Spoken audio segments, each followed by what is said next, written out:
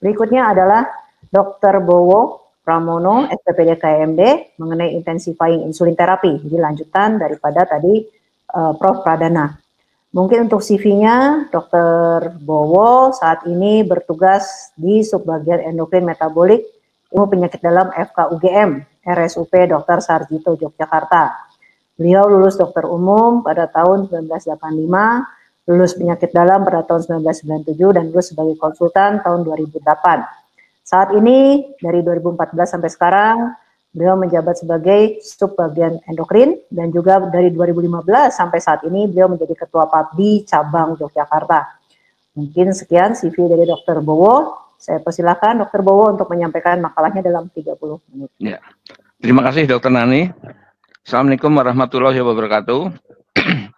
Pada siang hari ini saya akan membawakan mengenai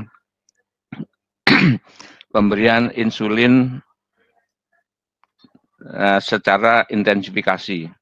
Jadi kalau tadi yang disampaikan Prof. Pradana dengan insulin basal, kita kalau memberikan insulin, kalau sudah belum tercapai dengan insulin basal, makanya kita akan bagaimana caranya untuk supaya lebih bisa tercapai, yaitu mungkin dengan penambahan insulin aksi cepat.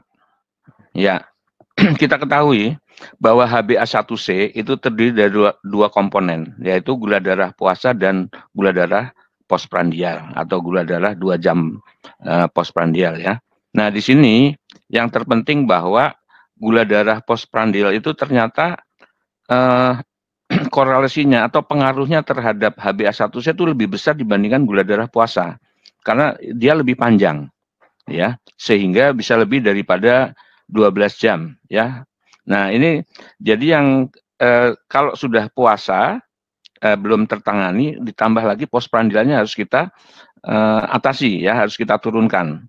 Slide berikutnya. Ya.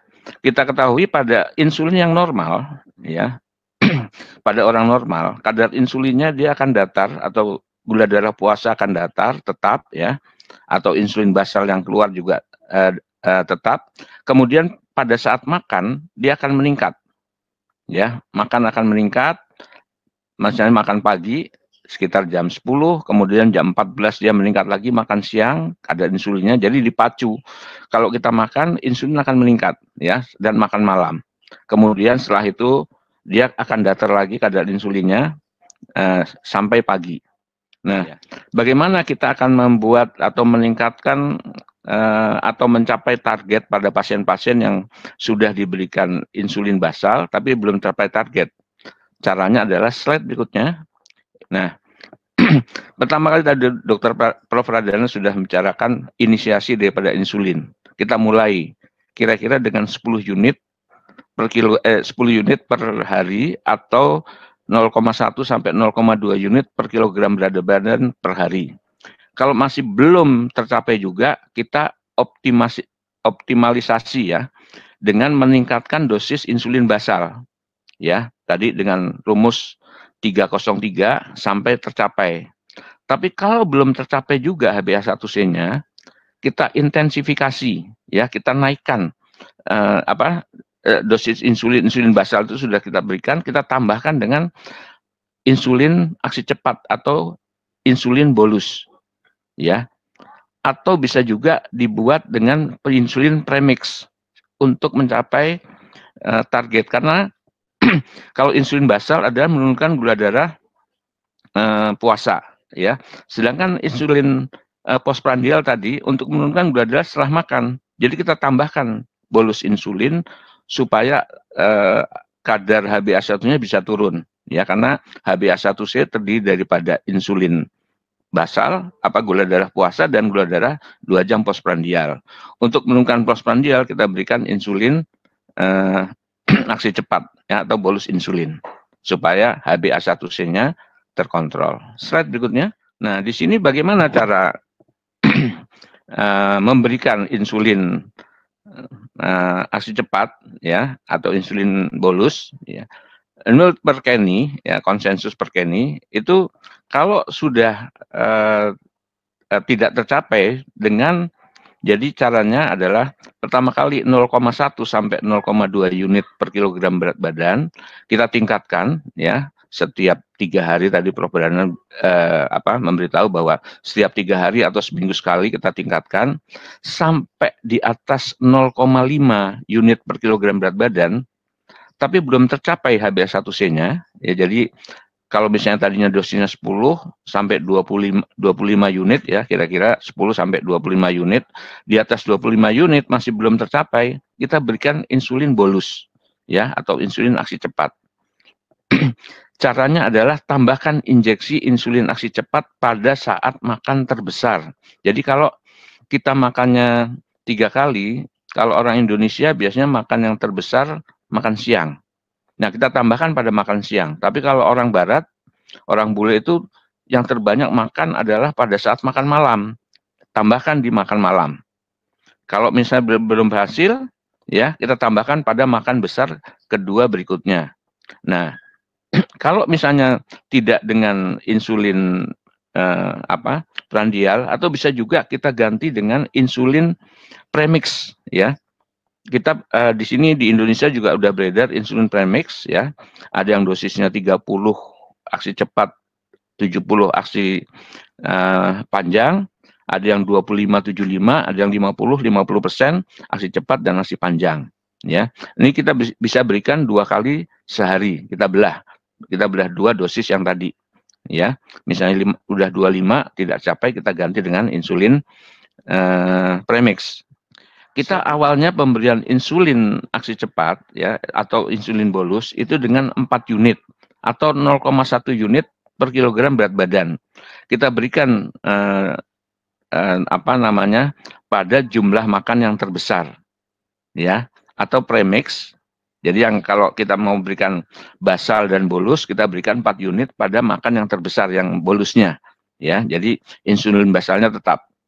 Kemudian kalau kita mau kita ganti premix, kita dengan perbandingan bisa dibagi 2/3 dan 1/3 ya, pagi dan siang atau siang dan malam ya, 2/3 pagi, 1/3 itu, atau setengah. Kalau yang 2/3 dan dibanding dengan 1/3 atau 2:1 itu insulin yang human ya, sedangkan yang insulin analog bisa diberikan setengah pagi atau setengah siang dan setengah lagi malam ya. Ini untuk untuk memulai insulin tambahan kalau misalnya tidak tercapai dengan 0,5 unit per kilogram berat badan per hari. Jadi kalau belum tercapai itu kita tambahkan, kalau HbA1-nya belum tercapai kita tambahkan dengan prandial atau diganti dengan premix insulin. Kemudian kita naikkan 1-2 unit tiap 2-3 hari ya. Kita naikkan, kalau misalnya belum tercapai juga terus.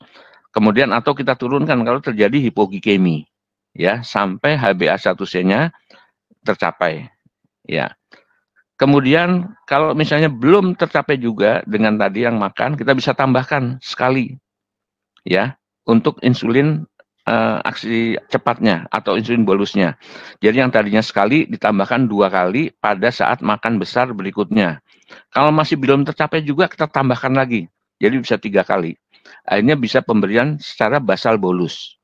Tapi antara yang ditambahkan satu persatu ya, tadi insulin terbesar, makan terbesar, kemudian makan besar kedua dan makan ketiga ya, itu namanya metodenya stepwise. Tapi kalau kita berikan langsung basal bolus ya, kita berikan jadi 3 kali dengan insulin basal bolus. Jadi tiap kali insulin basal, kemudian tiap makan kita berikan insulin prandial ya, 3 kali makan berarti 3 kali prandial disebut basal bolus kalau sudah secara awal. Nanti akan kita bicarakan bedanya apa. Kemudian kalau ini juga kita mau dengan premix yang sebelah kanan, gambar yang sebelah kanan, maka dia akan diberikan dibagi 2 ya, tadi dibagi 2 dosisnya dengan premix yang analog atau 2:1 dengan insulin yang human. Nah, ini yang basal bolus tadi sudah kita bilang bahwa kalau basal bolus itu pemberian insulinnya dimulai dengan 0,4 unit ya. Kemudian kita naikkan dosisnya pelan-pelan ya dengan tambah 1 atau 2 unit dengan 1 sampai 2 kali per minggu ya, sampai kadar gula darahnya tercapai. Kemudian bila terjadi hipoglikemi, kita turunkan dosisnya 2-4 unit atau diturunkan sampai 10-20%. Ya, kalau misalnya tidak tercapai dengan basal bolus 2 kali atau basal plus 2 kali atau yang dengan premix, kita berikan basal bolus. Kalau yang premix itu yang jadi masalah karena dosisnya sudah tetap, dia kurang fleksibel. Ya, sedangkan kalau yang basal bolus dia fleksibel, ya tinggal menurunkan dosisnya atau kalau terjadi hipoglikemi atau gula darah terendah di mana itu bisa kita kurangi pada saat misalnya makan pagi kita kurangi atau makan siang atau makan. Tapi kalau yang ini yang apa namanya? Yang premix itu dia dosisnya sudah tetap, ya tinggal kurangi dosisnya aja. Ya, jadi nggak bisa mengurangi insulin bolusnya atau insulin basalnya, yang dikurangi nggak bisa, jadi itu tetap. Tapi kalau yang basal bolus kita bisa kurangi insulin basalnya atau insulin bolusnya, jadi lebih fleksibel yang basal bolus. Jadi kalau pasien antara yang pemberian premix dengan insulin basal bolus, kita bisa memilih. Kalau pasiennya yang takut atau tidak mau dengan insulin yang banyak jumlahnya, suntikannya, ya kita berikan insulin premix, ya. Tapi kalau mau atau senang, pastinya tidak masalah dengan yang banyak injeksinya. Jadi kalau basal bolus bisa sampai 4 kali. Kalau yang premix 3 kali biasanya, ya paling banyak 3 kali, bisa 2 kali, bisa 3 kali. Sedangkan kalau yang basal bolus bisa sampai 4 kali. Nah, kalau yang pasiennya bersedia dengan atau nyaman dengan pemberian yang banyak injeksi, kita berikan yang basal bolus. Kemudian yang pasien yang ingin sedikit atau lebih irit cek gula darahnya, lebih irit stripnya, jadi cek gula darahnya itu lebih frekuensi lebih rendah, kita bisa pakai yang premix, ya. Tapi kalau yang bersedia untuk ngecek lebih sering, kita pakai yang basal bolus, ya. Kemudian kalau pasien yang monitornya kurang, ya, kemudian kognitifnya juga kurang, ya, kita berikan premix, ya. Kemudian kalau yang pasiennya masih muda, energik, kemudian pengetahuannya juga masih baik, kognitifnya masih baik, terus kemudian manualnya juga masih bagus, ya, kemudian masih harapan hidupnya juga masih bagus, ya, itu lebih karena lebih mudah, lebih enak atau mencapai target lebih aman juga yang basal bolus. Ya, kalau premix kan dosisnya lebih fix. Nanti kita lihat ada penelitiannya mengenai kelebihan atau hipoglikeminya pada basal bolus dengan yang premix. Nah, kita ketahui, ya balik kembali, ya.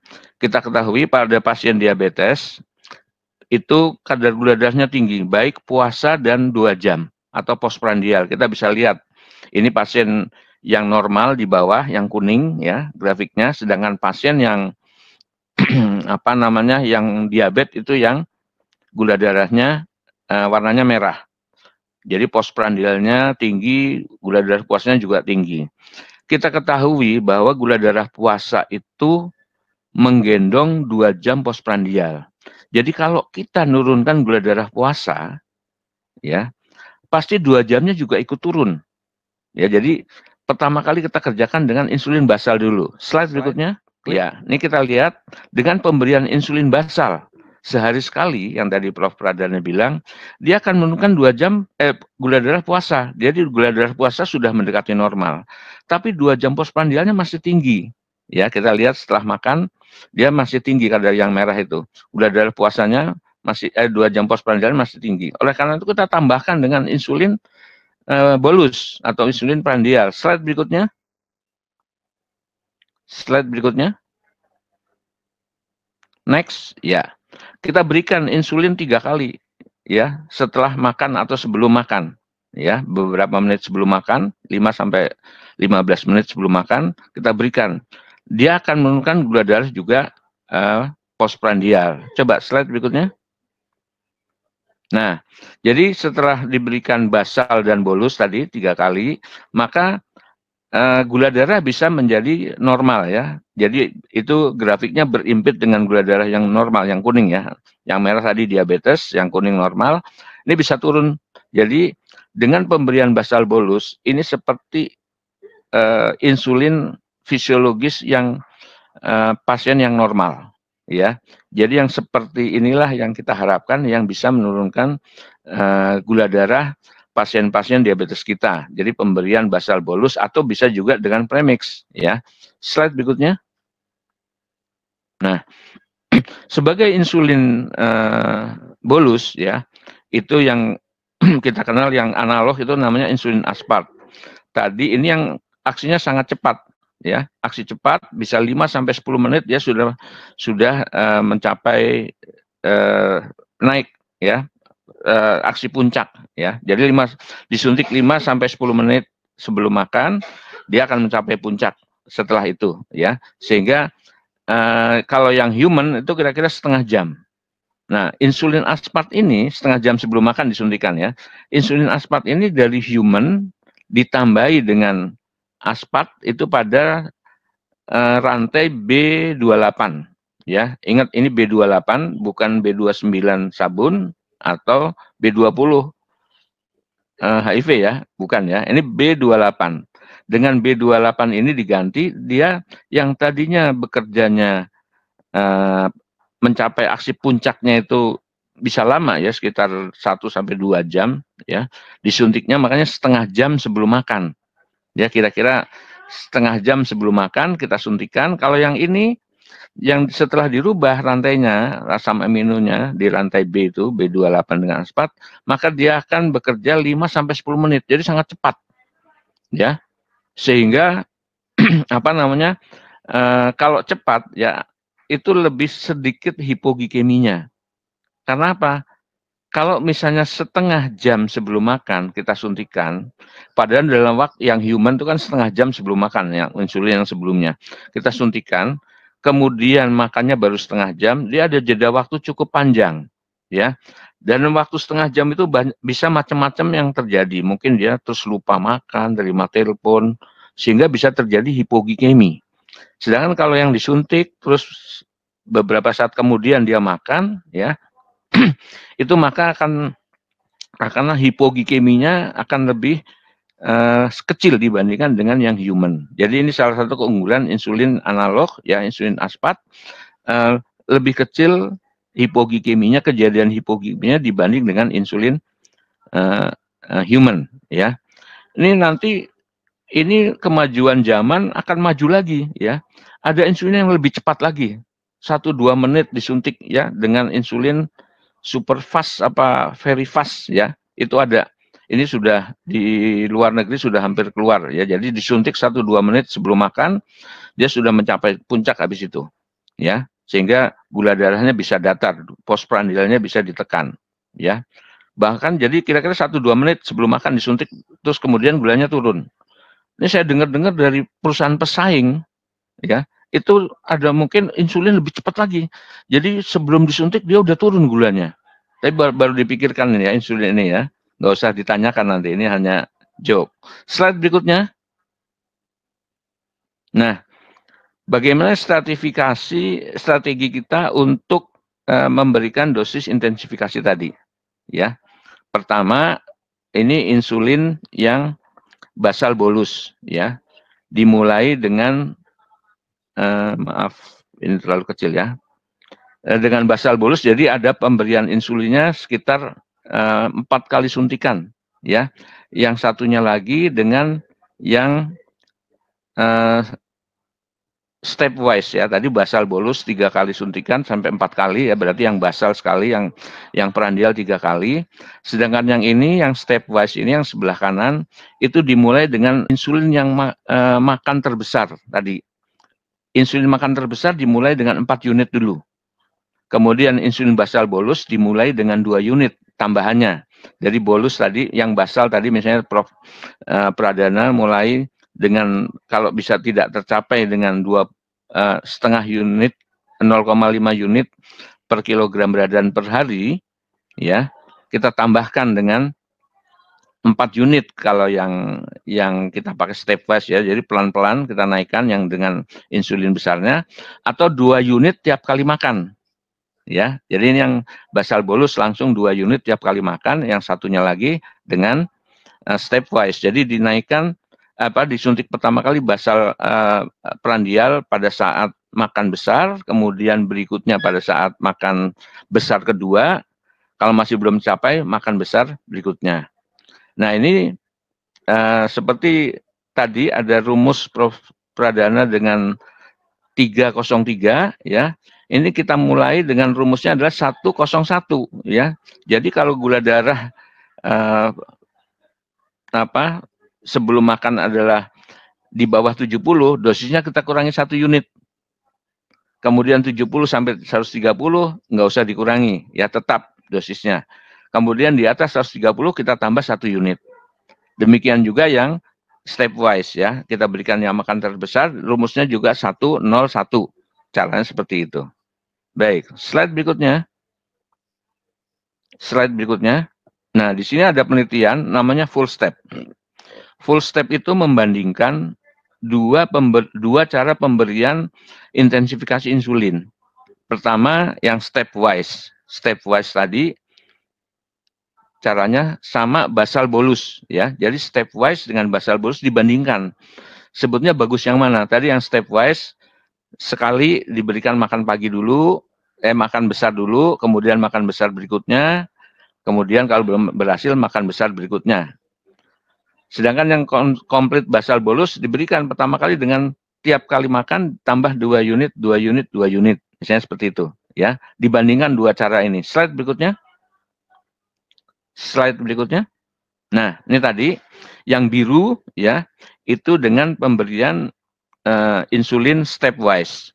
Jadi kalau HbA1c masih di atas 7, kita berikan tadi insulin basal ditambah OAD, misalnya seperti itu. Insulin basal sekali tambah dengan 1 kali insulin aspart. Ya, jadi itu. Kalau tidak berhasil, HbA1c masih tinggi, kita naikkan lagi 2 kali insulin prandial ya.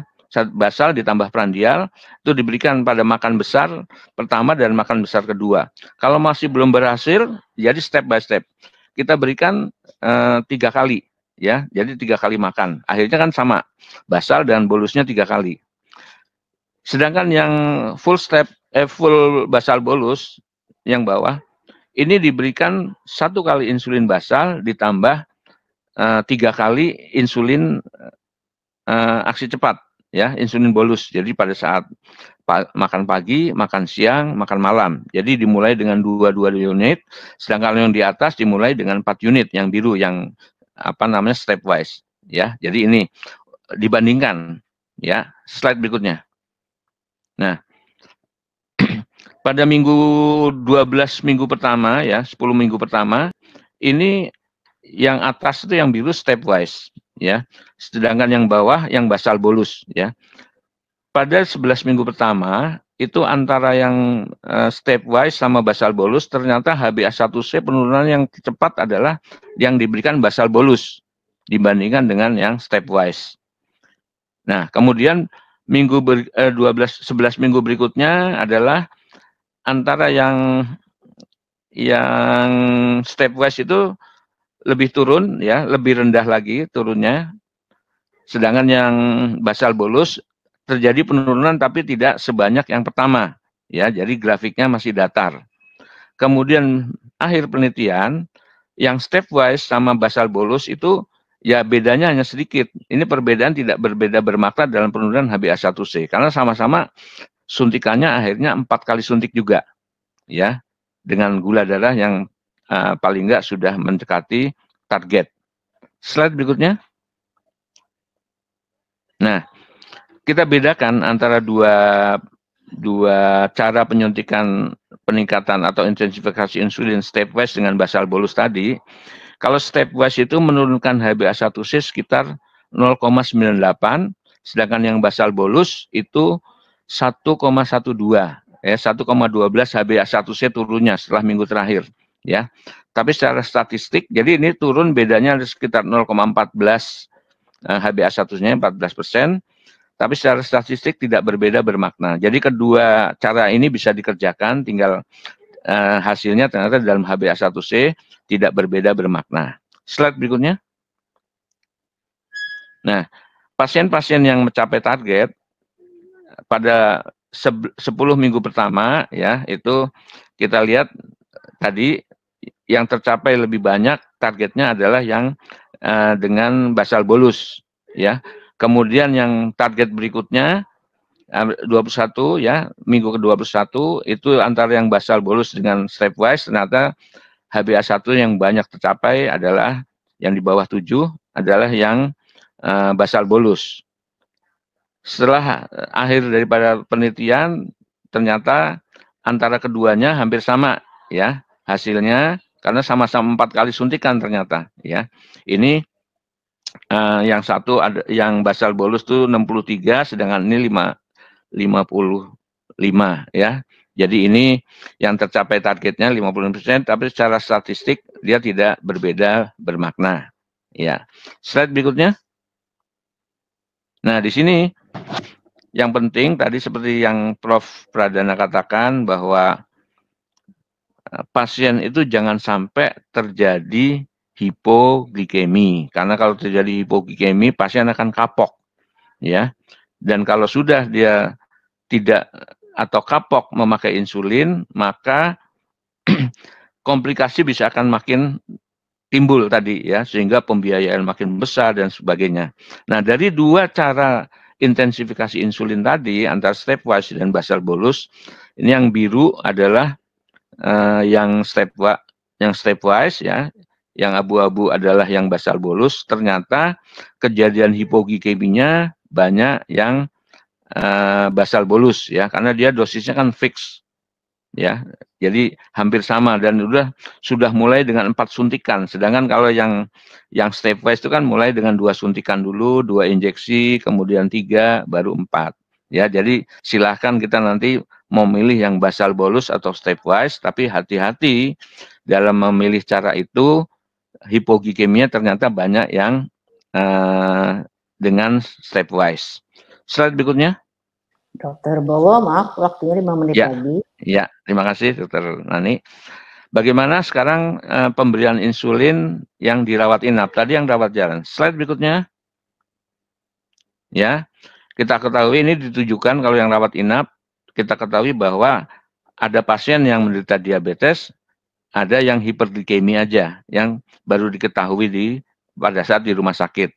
Ya, biasanya pasien yang hiperglikemi itu atau baru diabetes itu prognosinya lebih buruk ya, karena kadar gula darah yang tinggi itu mencerminkan mortalitas dan morbiditasnya juga cukup berat ya, cukup tinggi itu. Jadi kalau kita dapat pasien yang belum tahu kalau diabetes, itu biasanya hasilnya lebih jelek dibandingkan kalau yang pasien udah dari awal diabetes ya, karena kita tahu, sehingga pengendalian gula darahnya lebih ketat, kita lebih aware.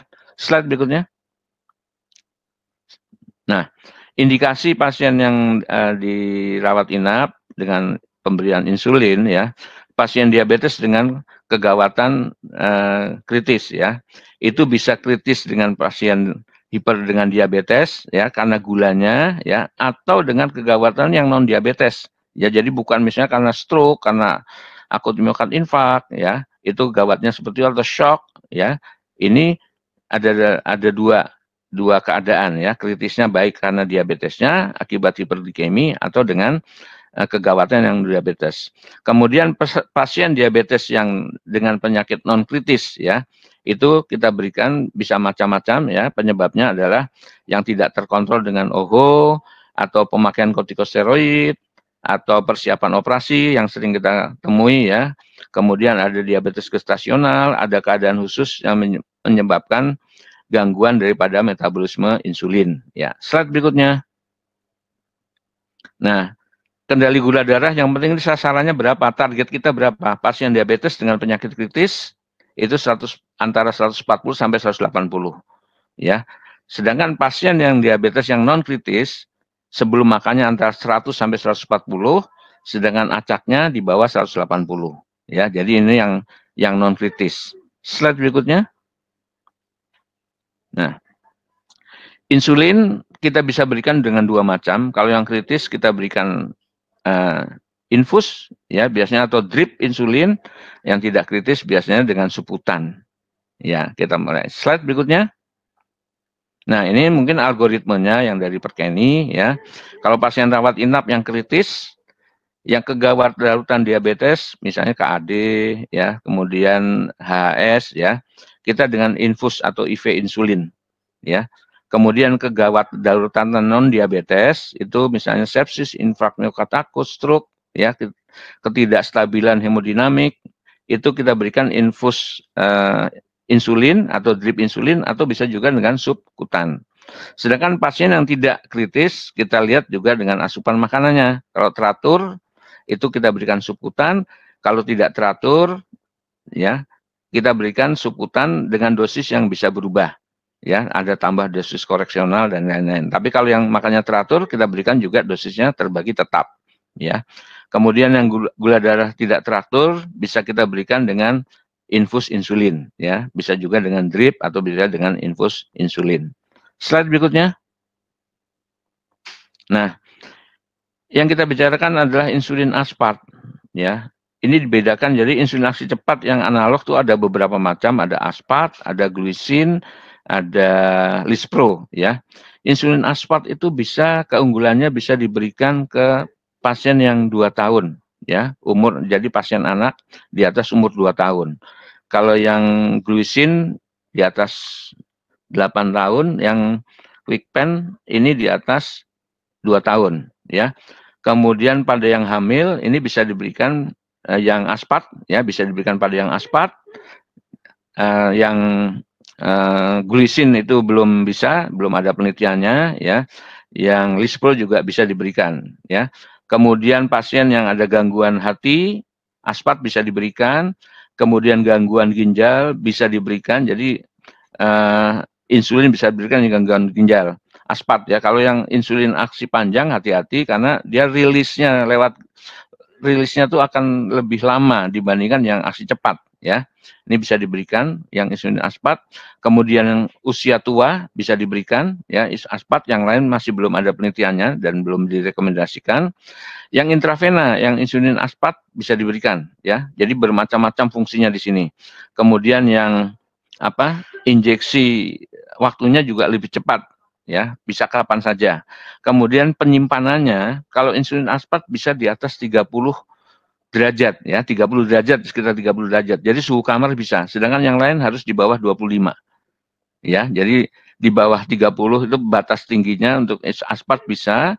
Jadi suhu kamar ya, suhu kamar di Indonesia masih lebih fleksibel ya, bisa diberikan. Sedangkan insulin lain harus di bawah 25. Jadi mungkin di pendingin dan lain-lain. Dan waktu penyimpanannya kalau yang sudah dipasang itu bisa sampai 30, yang baru bisa sampai 30 bulan. Slide berikutnya.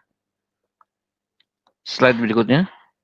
Nah, ini tadi indikasi insulin aspart bisa pada wanita hamil, diabetes tipe 1, dewasa, anak-anak, diabetes tipe 2, orang tua, gangguan liver, ya. Jadi gangguan ginjal juga bisa kita berikan, jadi fleksibel. Hampir seluruh pasien bisa diberikan insulin aspart. Slide berikutnya. Slide berikutnya. Nah, tadi secara strategi peningkatan pemberian atau intensifikasi insulin ya, tadi inisiasi, optimalisasi, dan intensifikasi. Nah, intensifikasi selain diberikan dengan basal bolus, juga diberikan premix. Slide berikutnya.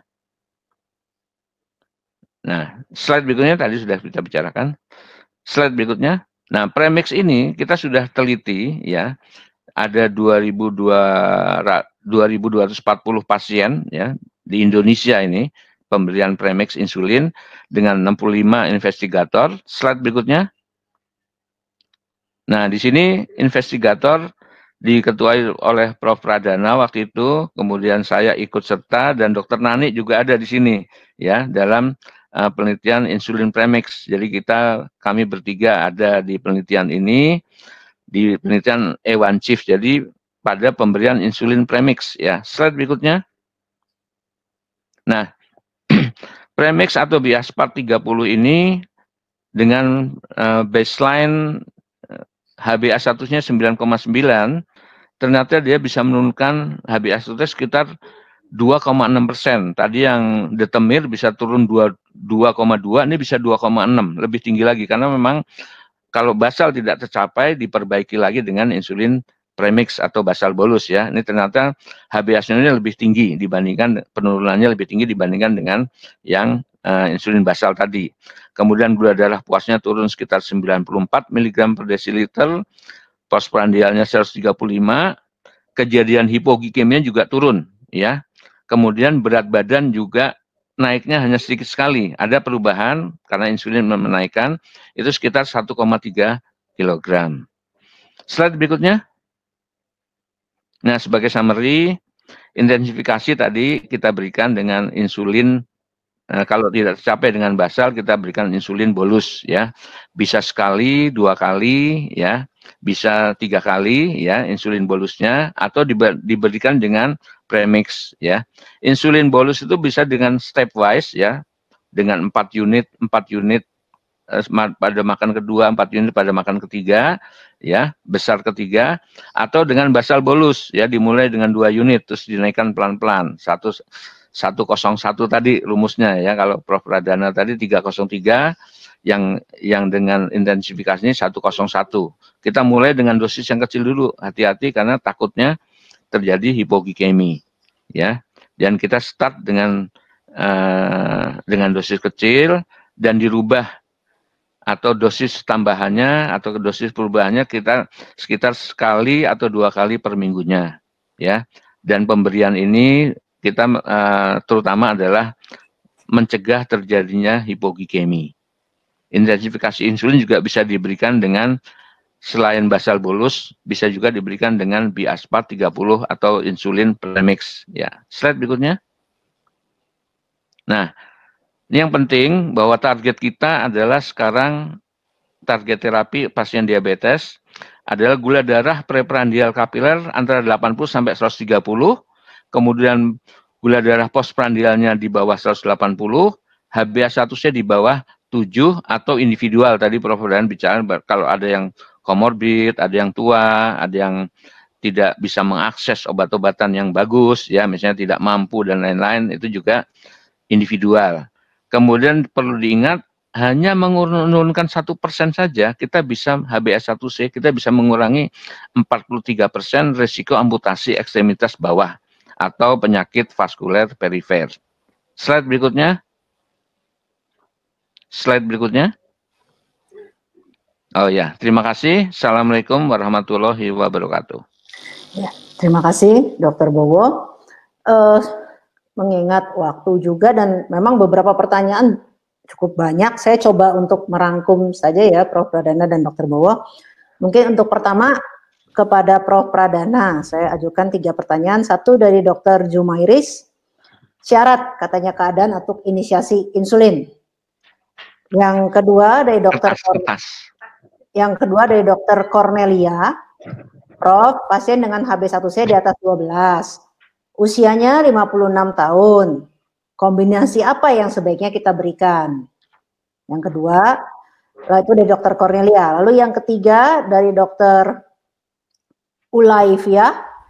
Izin bertanya Prof, dosis maksimal insulin basal sampai berapa unit? Mungkin itu dulu ya Prof. 3 pertanyaan dulu untuk Prof. Pradana. Ya, terima kasih atas pertanyaannya nih. Nanti kalau saya nggak bisa jawab, Dokter Nani yang jawab ya. Jadi mengenai yang pertama, mengenai syarat. Maksudnya syarat itu apa ya, Dokter Junaidi? Jadi sebetulnya begini, kalau kita lihat dari panduan pengobatan pengelolaan DM tipe 2 dari Perkeni itu, jadi kita bisa langsung terapi insulin kalau HbA1c-nya itu tinggi sekali. Misalnya pertanyaan nomor 2 itu HbA1c 12. Nah, berarti kalau 12 itu sebetulnya kita boleh langsung masuk ke dalam terapi insulin.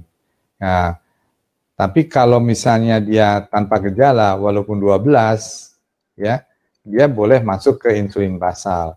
Kalau misalnya dia dengan gejala misalnya ada penurunan berat badan yang banyak, kemudian ada 3P yang jelas, mungkin kita bisa langsung masuk ke intensifikasi insulin atau masuk langsung ke insulin premix. Nah, kira-kira begitu ya. Nah, cuma kalau pasien misalnya yang diabetesnya tidak terlalu berat, HbA1c 7,5 atau 8, tentu kita memakai obat oral dulu, 1, 2. Nah, kita coba terus melakukan titrasi obat oral. Kalau dia misalnya dalam 6 bulan sudah dilakukan perubahan gaya hidup dan juga belum tercapai target dengan 2 obat, maka kita bisa mulai dengan insulin basal. Nah, itu mungkin kalau dimaksud dengan syarat, ya. Nah, sedangkan kalau mengenai maksimal dosis insulin basal, jadi sebetulnya insulin basal itu bisa dinaikkan mungkin sampai kalau nggak salah sekitar 60 ya, Dokter Nani ya, 50 atau 60, gitu. Iya, dulu rasanya ada dosisnya di 0,5 unit kalau nggak salah ya, Prof ya, per kilogram berat badan. 0,5 berarti kali berat badan 50, berapa itu? Jadi 30 unit aja, oke. Ya. Atau Dokter Bowo, tapi kalau yang di baru memang nggak ada batasannya lagi, Prof. Rasanya di guideline baru angka 0,5 itu udah hilang. Satu kalau guideline yang betul nggak Dokter Bowo ya, rasanya hilang ya. Ya, enggak. Ya, memang kita umumnya kan karena belum tercapai, mungkin kita perlukan prandial ya. Cuman jadi masalah kan kalau memang orang itu hanya mampu sekali sehari nyuntik ya sampai dosis tinggi, ya bisa. Kalau berat badannya besar ya bisa 60 unit. Makanya dalam insulin basal itu kan sampai ada yang sampai 60 unit dalam satu putaran itu loh. Satu putaran bisa sampai 60, ada yang 40. Ya, jadi itu dosis maksimal yang bisa diberikan untuk sekali suntik insulin basal. Itu Prof mungkin tambahan dari saya. Saya kira sudah terjawab semuanya itu, Dokter.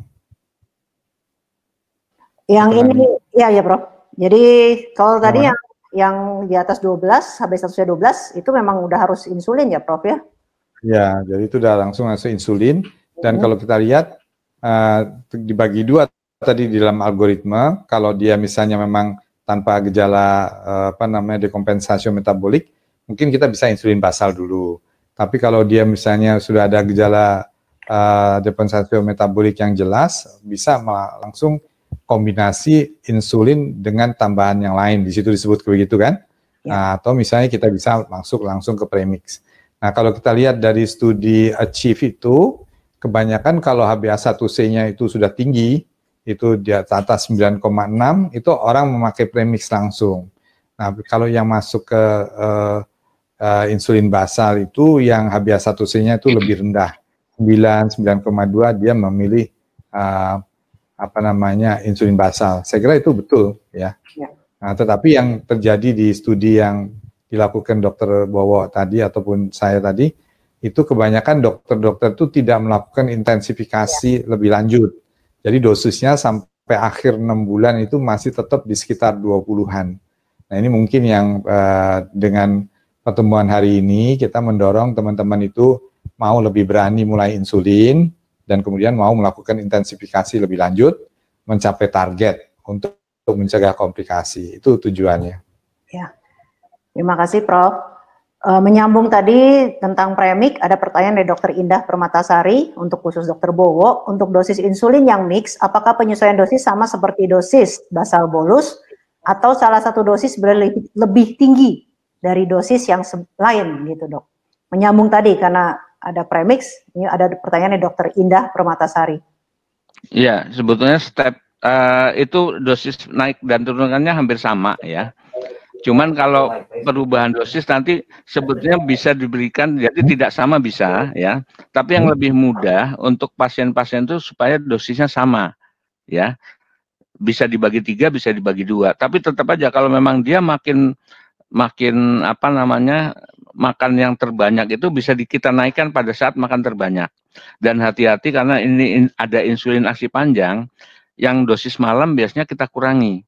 Ya, jadi ini karena bisa terjadi hipoglikemi. Jadi ini memang individual, seperti kita mengatur kayak tukang jahit itu ya. Jadi masing-masing beda tiap-tiap pasien. Tapi secara umum kita bagi 3 ya.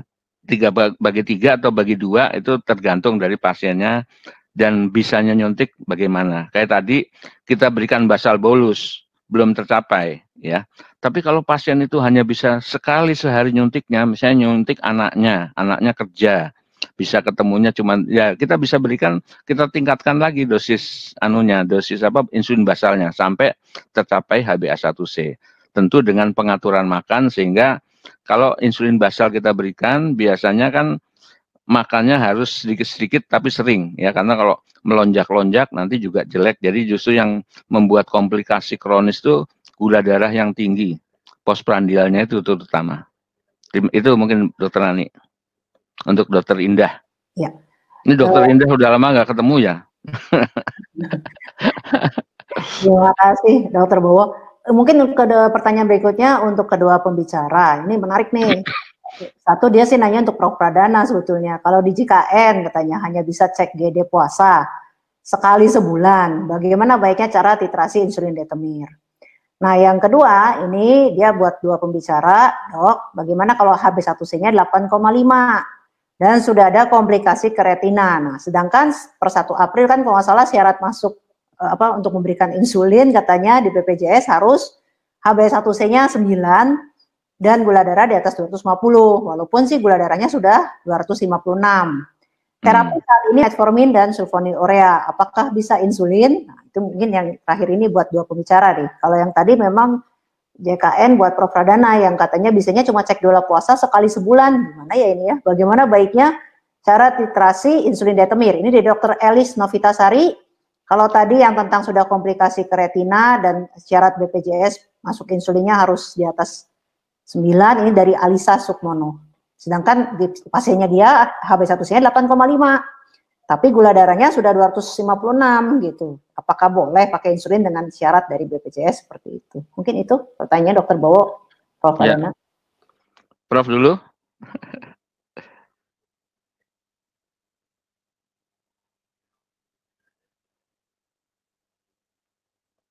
Prof Pradana, atau saya dulu ya.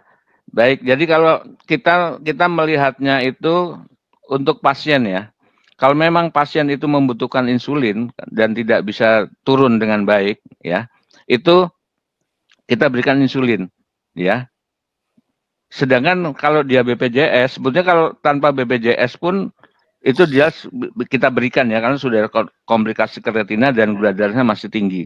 Tapi kalau BPJS, nah ini mestinya kita beri keterangan ya. Jadi saya misalnya ada pasien memang membutuhkan dan harus kita beri keterangan petugas farmasinya atau petugas BPJS-nya untuk bisa diberikan ya, karena ini sudah komplikasi dan itu biasanya di rumah sakit yang besar ya, di rumah sakit atau di rumah sakit yang mungkin di tingkat 1, mungkin kalau dari dokter keluarga itu mungkin belum bisa memberikan. Tapi kalau ada rekomendasi, misalnya sudah gagal ginjal, sudah apa, itu bisa dikeluarkan oleh BPJS. Ya, mungkin itu, Dokter Nani dari saya. Iya, Prof Pradana. Ya, ini tadi terputus pertanyaannya apa ya? Boleh, saya ulang Prof. Dari Dr. Elis Novitasari, pertanyaan untuk Prof Pradana. Kalau di JKN hanya bisa cek gula darah puasa sekali sebulan, bagaimana baiknya cara titrasi insulin detemir, gitu Prof? Lalu pertanyaan kedua tadi sih udah dijawab Dokter Bowo ya, sebenarnya yang sebenarnya mungkin yang pertanyaan pertama dulu ya. Jadi sebenarnya begini, kalau kita mau terapi insulin, khususnya basal bolus, itu harus ada monitoring gula darah. Jadi nggak mungkin kita melakukan monitoring gula darah kalau kita nggak mungkin kita pakai basal. Kita nggak mempunyai alat untuk monitoring gula darah. Nah itu mungkin premisnya seperti gitu. Nah yang paling mudah kalau memang kontrol gula darahnya atau cuma pemeriksaan gula darah itu terbatas hanya gula darah puasa saja, ya udah berarti kita hanya sampai ke insulin basal saja. Itu mungkin istilahnya layanan dari sistem baru bisa sampai itu. Nah, oleh karena itu kita harus mengkomunikasikan dengan pasien bahwa ini kalau mau bagus ya harusnya begini. Jadi nggak bisa semua itu memang bergantung kepada benefit dari BPJS untuk pengelolaan penyakit kita. Harus ada bagian-bagian yang dimana tanggung jawab kita sendiri. Misalnya kita makan sehari-hari juga dari kantong kita, gitu ya. Jadi ini memang satu pilihan. Jadi nggak bisa kita bergantung, nggak menyalahkan. Ya memang mampunya pemerintah itu baru sampai situ, ya udah kita kerjakan. Makanya insulin basal itu walaupun ada keterbatasan, saya kira memang masih merupakan istilahnya bagian yang penting dari terapi insulin, ya. Dengan pemeriksaan gula darah yang terbatas, kita masih bisa pakai insulin basal. Mungkin itu. Tapi kalau basal bolus, saya kira bisa aja, tapi kita mempunyai risiko yang tinggi dan pengalaman di rumah sakit itu menyebabkan gula darahnya itu memang juga nggak terkontrol, ditambah lagi dengan berat badannya naiknya bisa berlipat-lipat, gitu. Karena hipoglikemi ya, Prof ya? Ya, karena ada hipoglikemi, kemudian pasien menambah makannya lagi, kemudian dia menambah insulinnya lagi, kemudian dia menambah makannya lagi, akhirnya tidak tercapai target, padahal tujuannya adalah mencapai target. Ya, jadi saya setuju kalau misalnya monitoring gula darah adalah bagian tidak terpisahkan, khususnya kalau kita mau memakai insulin basal bolus. Ya. Jadi mungkin Dokter Nani, ini dalam kasus seperti ini edukasi penting. Maksudnya edukasi suruh beli alat cek gula darah gitu loh. Ya. Jadi karena memang seperti Prof Pradana makan, dia mau beli sendiri, makan enak, tapi untuk kesehatan dia yang lebih penting lagi masih belum mau. Jadi gimana kita mengedukasi. Jadi banyak pasien-pasien kita ya kita edukasi, akhirnya mereka mau. Apalagi sekarang masih ada program kalau nggak salah, beli alat cek gula darah, alatnya gratis, hanya membeli stripnya. Itu masih ada program berjalan dari perusahaan tertentu. Ya nanti bisa lah, itu kalau dokternya aktif pasti dikasih gitu. Jadi itu mungkin tambahan Dokter Nani. Iya, jadi jangan semuanya tergantung BPJS ya. Iya. Nah ini tadi mungkin yang Dokter Bowo, Prof Pradana ada komentar yang masalah regulasi Fornas nih Prof yang baru. Tadi memang ada pertanyaan dari audien, dari Dokter Alisa, jadi dia bilang punya pasien 8,5 udah retinopati, tapi HB1C-nya sebenarnya 8,5 gitu, tapi gula darahnya sih udah tinggi ya Dokter Bowo ya, di atas 50. Nah ini Fornas baru 1 April 2020 kan menyatakan inisiasi insulin basal ataupun premik hanya kalau HB1C di atas 9 atau gula darah puasa di atas 250 nih, bagaimana nih Prof pendapatnya? Itu kan gula dulu. Kalau pakai gula darah puasa bisa nggak? Pakai gula darah puasa? Iya, tapi berapa gula darah puasanya? Dia nggak gula darah puasa, dia bilang gula darah sewaktu tadi. Sewaktu. Ya sebutnya sama aja toh, pokoknya gula darah. Ada angka gula darah itu udah bisa masuk. Ya. Itu sudah bisa pakai mestinya. Iya. Ya. Nah, sebenarnya udah bisa ya Prof ya. Sebetulnya kalau dari algoritma kita kan 1-2 obat 6 bulan belum mencapai target, maka sebetulnya dia bisa inisiasi insulin. Mestinya begitu. Tapi nggak tahu, memang bunyinya harus di atas 9 untuk inisiasi. Inisiasi memang di atas 9. Cuman yang jadi masalah kalau di rumah sakit besar, Prof, kalau sudah ada komplikasi dan kita memberi keterangan sebagai ahli, itu bisa keluar. Jadi mungkin dikirim aja dulu ke rumah sakit, nanti rumah sakit memberikan keterangan, nanti untuk maintenance-nya dilanjutkan di PPK tingkat 1 dan lain-lain. Mungkin itu. Ya, terima kasih.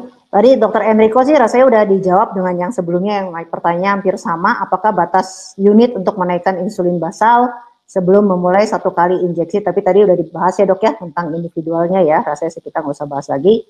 Lalu ini pertanyaan berikutnya. Nah ini dari Dokter Mirna Damar.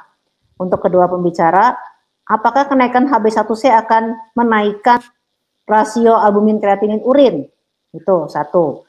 Lalu dari Dokter Ida Bagus, katanya izin bertanya, kalau sudah terkontrol dengan obat oral, sementara HB1C-nya masih tinggi, apakah perlu obat oralnya diganti insulin? Itu dulu mungkin Prof Pradana dan Dokter Bowo. Ya, kalau mengenai HbA1c dengan ACR ya, betul.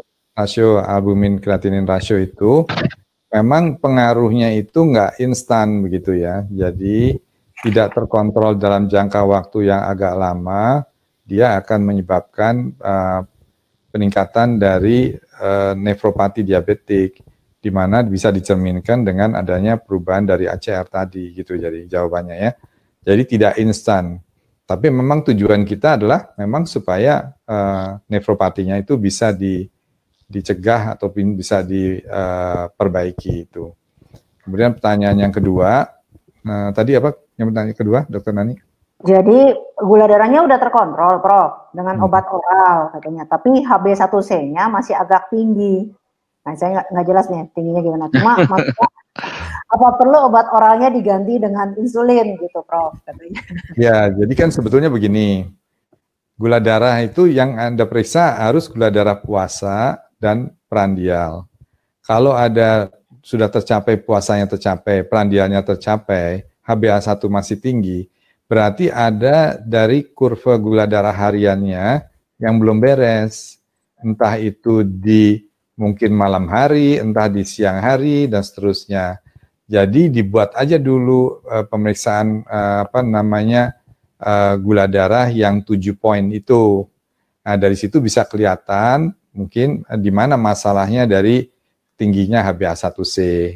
Nah, kalau memang itu bisa di-fix dengan obat oral, ya bisa dipersilahkan obat oral terus. Tapi kalau tidak, ya memang jawabannya mungkin bisa dibantu dengan insulin basal. Nah, sekarang pertanyaan berikutnya adalah apakah dengan insulin basal obat oralnya harus berhenti? Jawabannya tidak. Kalau misalnya insulin basal, obat oral itu pada umumnya masih tetap diberikan. Tapi begitu kita mengikuti Dr. Bowo, nah mungkin sebagian obat itu harus diberhentikan. Nah, memang ada yang harus diberhentikan kalau menurut BP POM, yaitu TZD. Jadi kalau ada TZD menggunakan insulin, sebaiknya TZD-nya stop. Tapi obat yang lain, metformin, sulfonylurea boleh terus dengan insulin basal. Mungkin itu ya Dr. Bowo ya? Ya, Prof. Kalau yang basal bolus itu sulfonylurea di stop. Ya. Tapi yang lain masih boleh. Cuman TZD juga betul, Prof. Kita stop karena dia kan mengikat restriksi cairan. Insulin juga restriksi cairan. Jadi bisa udim. Itu bahayanya di situ, Nj. Jadi TZD di stop sama itu. Kalau obat lain malah justru memperbaiki juga. Kalau selain sulfonylurea dia memperbaiki kerja daripada insulin, menambah potensi daripada insulin seperti metformin dan lain-lain. Mungkin itu, Prof. Ya, makasih Dokter Bowo. Menyambung jadi ini pertanyaannya dari Dokter Karel Saragi. Jadi kalau basal bolus stepwise diganti dengan basal OAD, katanya dok. Menurut dokter apa jenis OAD-nya? Katanya gitu dok. Ya, jadi kalau OAD itu kan dia walaupun enggak ini benar ya, OAD itu OAD yang basal, ada OAD yang prandial gitu ya. Yang jelas prandial tuh misalnya akarbos itu kan, itu prandial. Tapi ada juga yang bisa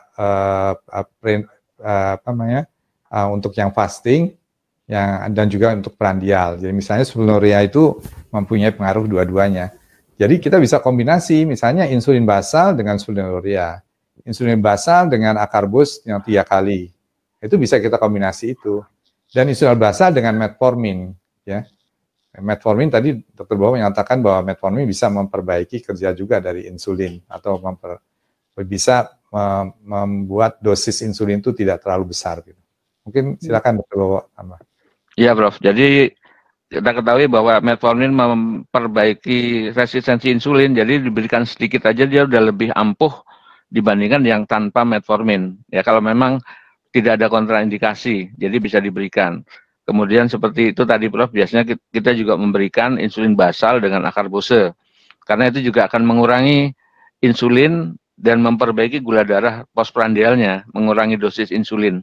Ya jadi obat-obat oral bisa kita berikan, tapi kalau bisa ya sulfonylureanya hati-hati karena dia memperkuatnya bukan memperkuat tanpa risiko hipoglikemi. Dan kita ketahui kalau digabung dengan sulfonylurea insulin itu bahayanya hipoglikeminya nggak terduga gitu loh. Ya. Jadi ini hati-hati kecuali tadinya dia pakai sulfonylurea kita belikan dengan insulin basal ya. Jadi insulin basal yang pelan-pelan kita naikkan ya. Jadi tidak terjadi hipoglikemi. Tapi kalau tiba-tiba tadinya insulin ditambah sulfonylurea itu bahaya itu, nanti kita nggak tahu kerja sulfonylurea akan menurunkan gula darah berapa ya. Jadi mungkin ini Prof yang tambahan. Tadi ada pertanyaan nih Dokter Nani, boleh nih. Di situ ada pertanyaan, kalau nggak salah saya baca, apa boleh prandial dulu kita main, kemudian baru kita masukkan ke insulin basal. Nah ini kan yang sekarang terjadi seperti itu ya. Masalahnya kan karena nggak boleh memberikan resep insulin basal, ya. Prandial nggak ada larangan, nggak ada restriksi, dia masuk ke insulin prandial.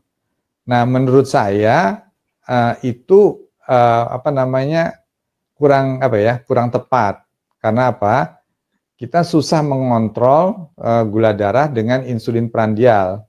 Misalnya kita memberikan 3 kali ya, taruhlah misalnya human insulin 3 kali 10. Tetap aja kadar gula darah puasanya kan tidak tercover. Jadi akhirnya gula darah tetap puasa tinggi, Anda terus menaikkan gula darah itu, menaikkan insulin, dan dia tidak pernah terkontrol. Nah, beda kalau misalnya kita mulai dengan basal, ditambahkan prandial, jadi menjadi basal bolus seperti yang disampaikan oleh Dr. Bowo tadi. Dan ini yang saya lihat tuh menjadi masalah ini, khususnya untuk teman-teman dokter penyakit dalam. Saya nggak tahu tuh apa memang pengalamannya bagus, tapi saya juga melihat pasien-pasien rujukan yang diobatin secara demikian, komplikasinya malah jadi tambah nggak keruan gitu ya. Misalnya mengenai sampai membutuhkan amputasi dan sebagainya. Jadi istilahnya pengobatan insulin prandial saja 3 kali ataupun 2 kali itu istilahnya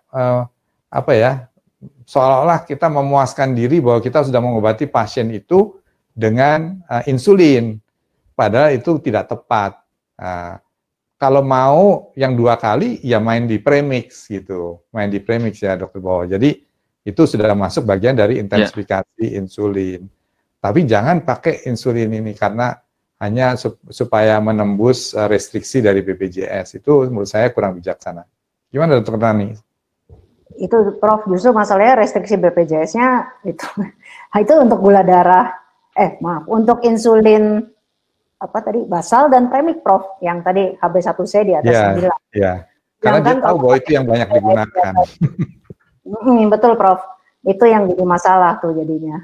Nah, jadi ya itu mungkin yang itulah. Ini mungkin 2 pertanyaan terakhir aja ya Prof ya. Ini bagus juga soalnya pertanyaannya. Satu dari Dokter Pertiwi, dia nanya nih, kalau seandainya sudah bagus nih, nah ini juga sering nih kejadian, sudah bagus, terus bisa nggak dari insulin kita switch lagi gitu ke dosis, maksudnya ke oral, dan insulinnya udah dosis paling rendah. Itu satu ya Prof ya. Yang kedua dari Dokter Wirabuana, ini bagus juga, dia sudah punya pasien. Kayaknya DM tipe 1 nih kelihatannya, usianya 20-an, sudah pakai insulinnya per hari udah di atas 100 unit, tapi belum mencapai target. Nah, apa yang akan dilakukan? Itu Prof, mungkin 2 itu aja. Yang kalau yang lain saya lihat pertanyaan ada dari Dokter Jihan, Dokter Jumaris, ini sih memang gula darahnya tinggi ya harus pakai insulin ya Prof ya, inisiasi dosis, tadi rasanya Prof Pradana sudah menyampaikan inisiasi dosis. Nanti kalau ada waktu boleh kita bahas. Yang 2 itu aja mungkin Prof, yang dari Dokter Pertiwi dan Dokter Wirabuana. Ya, ini tadi kalau kita perhatikan yang disampaikan Dr. Bowo, kalau kita melakukan inisiasi insulin, indikasinya sudah ini rawat jalan ya, indikasinya cukup jelas, ya kita melakukan secara stepwise. Saya kira kita nggak perlu kembali lagi ke oral karena kita sudah mulai dan sudah tepat pemberiannya gitu.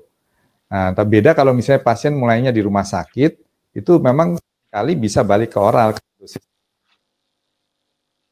Dan dia pada waktu membutuhkan insulin hanya pada infeksi saja. Ya, jadi kalau misalnya pasien rawat jalan, kan kita mulai insulin atas indikasi memang dia tidak terkontrol dengan obat oral. Kecuali dia ada perubahan status, misalnya tadinya gemuk sekali, sekarang sudah jadi kurus, atau kemudian sudah ada perubahan dari fungsi ginjalnya, itu bisa kembali ke oral. Gimana Prof. Dr. Bowo?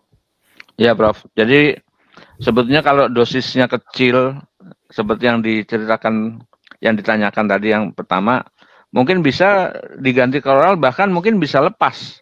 Atau bila makannya bisa misalnya di bawah 10, coba kita tambah atur dengan makannya. Biasanya makannya masih belum teratur itu. Kita mulai dengan 10, coba bisa kembali kalau misalnya di bawah 10 unit per hari, itu mungkin bisa ke oral ya, atau bahkan bisa lepas. Itu banyak pasien saya yang kita lepas kalau sudah di bawah 10 dan apalagi suka hipoglikemi ya. Cuman mesti dilihat, jadi hati-hati pada pasien yang tadinya pakai insulin dosis tinggi, tiba-tiba dia sudah lama nggak pakai insulin dok, karena sudah saya lepas, saya sering drop. Nah, dilihat itu fungsi ginjalnya, jangan-jangan dia hanya muter di dalam darah sehingga drop, ya, jadi nggak keluar atau diekskresi lewat ginjal. Jadi jangan-jangan dia sudah ada penurunan fungsi ginjal dan fungsi livernya yang untuk membuang sisa-sisa metabolisme daripada insulin. Jadi ini yang perlu kita perhatikan. Jadi mungkin bisa aja bahkan bisa lepas Prof itu, ya. Tapi kalau kecil, tapi kalau dosisnya tinggi biasanya jarang itu. Ya. Tapi memang di dalam algoritma dari Perkeni itu kalau kita lihat dari alur tanah panahnya itu memungkinkan bahwa pasien yang sudah mendapat insulin, misalnya tadi yang HbA1c-nya 12, kita mulai dengan insulin, kemudian itu nggak harus terus dengan insulin, ya kan? Nah, setelah dia terkontrol, biasanya nanti gula darah cenderung lebih turun, dan akhirnya bisa kita kerubah ke oral lagi. Nah, jadi itu memang dilihat di algoritma Perkeni memungkinkan untuk itu. Tetapi pada umumnya kalau kita indikasi sudah betul, itu biasanya tidak kembali ke obat oral. Sudah nggak mempan dengan obat oral ya, Prof. Pertanyaan kedua tadi apa? Jadi gini Prof, ada pasien 20 tahun, dari Dokter Wirabuana. Nah, dia sudah pakai insulin, kayaknya ini udah basal bolus nih kelihatannya. Sampai dosis hariannya udah di atas 100 unit. Lebih dari 100 unit dia bilang. Tapi gula darahnya masih belum mencapai target. Ya pasti HbA1c-nya juga belum. Nah, itu gimana nih katanya untuk mensiasati apa yang dilakukan pada pasien ini gitu. Nah, itu pertanyaannya tuh menarik tuh ya. Jadi kita itu di RSCM tuh sering melakukan apa namanya penyidikan dan penyelidikan. Gitu. Pramuka ya Prof ya. Pramuka ini. Pasar pramuka. Pasien diabetes yang menggunakan insulin yang besar, dosis besar, dan sudah basal bolus, ya. Dan seringkali memang kemungkinan dia tidak disuntikkan atau kemungkinan dia dijual dan seterusnya. Bahkan ada ya pasien yang memang dia hidupnya dari insulin yang kita berikan, dia tidak pernah suntikan dan gula darahnya selalu datang dengan tinggi. Ya itu ya. Nah ini mungkin salah satu contoh kasus. Terlalu banyak, tapi ada yang gitu. Nah kemudian kita melakukan penelitian, ini benar-benar yang basal bolus, yang HbA1c-nya masih tinggi gitu ya, basal bolus, yang HbA1c-nya masih tinggi. Kemudian kita kuatkan di edukasinya, ya. Jadi kita minta 2 minggu sekali dia datang untuk diberikan edukasi mengenai diabetes. Kemudian kita bekali dia dengan alat monitoring gula darah, ya. Kemudian tentunya juga diet, kemudian exercise dia lakukan sendiri, dan kita pantau selama 3 bulan, ya. Diedukasi. Itu ternyata HbA1c-nya itu bisa turun tanpa merubah atau melakukan adjustment. Adjustment dilakukan kalau terjadi hipo, ya, itu bisa menurunkan HbA1c itu sampai lebih dari 1%, 1,2% kalau nggak salah, ya. Nah, dari jumlahnya pasien itu jumlahnya seluruhnya 100 pasien kita bagi dalam 3 kelompok. Satu kelompok kita berikan edukasi, satu kelompok kita berikan edukasi dan aplikasi. Maksudnya aplikasi itu supaya kalau misalnya dia udah lupa, dia pengen lihat lagi, seperti di sini kan, tolong dikirimkan email slide presentasi. Jadi bisa baca-baca lagi. Dan satu kelompok itu dapat aplikasi dan istilahnya edukasi coaching, ya. Nah itu kita bisa lihat itu terjadinya penurunan dari HbA1c dengan edukasi saja, ya. obatnya tetap, maksudnya tetap basal bolus, dosisnya disesuaikan kalau ada terjadi hipoglikemia. Mungkin itu yang pengalaman kita di RSCM. Terima kasih. Dokter Bowo ada komentar dok, yang dosisnya besar begini? Ya itu tadi seperti Prof. Pradana, kita harus curiga ya. Yang pertama yang ingin saya tanyakan itu berat badannya berapa ya? Kalau mungkin berat badannya besar sampai 150, terus kemudian makannya bagaimana? Itu edukasi benar, jadi gaya hidupnya juga harus diperbaiki ya. Ini saya punya pasien sampai 100 unit lebih memang, tapi makannya masih seperti itu dan berat badannya makin naik. Jadi ini yang harus kita turunkan dan itu sudah kita edukasi, tapi ya bagaimana lagi ya, kebetulan guru saya jadi ya apa boleh buat, kita tinggal salah satu itu ya, mungkin Dokter Nani, salah satu yang menyebabkan gula darah itu susah turun adalah stres ya kan. Jadi pasien diabetes itu kan, ini penelitian juga ya, di luar negeri maupun di Indonesia, saya kira juga mungkin Dokter Bowo juga pernah melakukan penelitian. Jadi memang tingkat stresnya dari pasien diabetes itu cukup tinggi, itu kurang lebih sekitar 20-25%. Nah, jadi dengan adanya edukasi, ngobrol, nah dia sadar akan kondisinya dan harapan-harapannya itu stresnya berkurang, ya. Jadi kita bisa lihat akhirnya gula darahnya lebih mudah dikontrol. Jadi terapi insulin itu tanpa, apalagi basal bolus yang disampaikan oleh Dr. Bowo, tanpa pendukung edukasi itu sebetulnya ya bermanfaat, tetapi mungkin lebih bermanfaat kalau didampingin dengan edukasi. Nah, karena ini zamannya zaman COVID, maka bisa diberikan edukasi yang pakai aplikasi. Nah, aplikasi kan banyak. Nah, ini salah satunya aplikasi yang punya